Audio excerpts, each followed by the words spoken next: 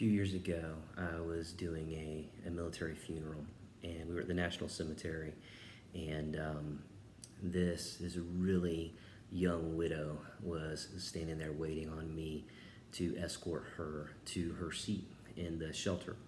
And so I offered her my arm, and we began to walk. And within like 2 or 3 steps, she just almost fell under the weight of her grief, and understandably so. Her husband had been in Iraq or Afghanistan and had survived an IED and had made it back to the States and had gone through surgery and had gone through rehab and was supposed to be getting better. But an embolism wound up taking his life.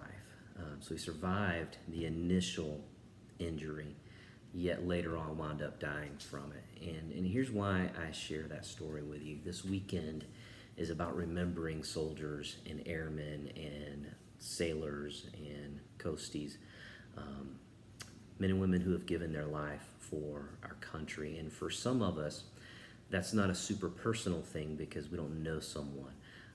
But for many, like that widow that I spent time with that day, and so many others, thousands and thousands over the years of other families, they've been touched by that kind of grief of having someone leave because of a war and then not come home. And so this weekend, it's completely okay to grill out. It's completely okay to go to the beach and to spend time with your family. There's nothing wrong with any of those things. The encouragement that I would have for you, though, is this.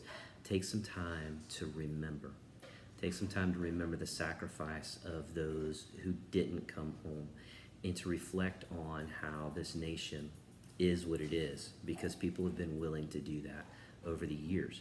And it will be as good as it's going to be in the future because men and women continue to be willing to do that.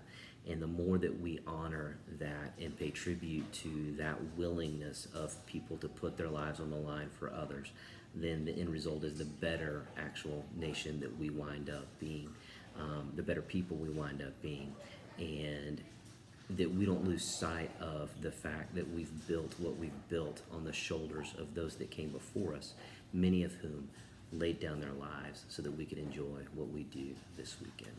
God bless.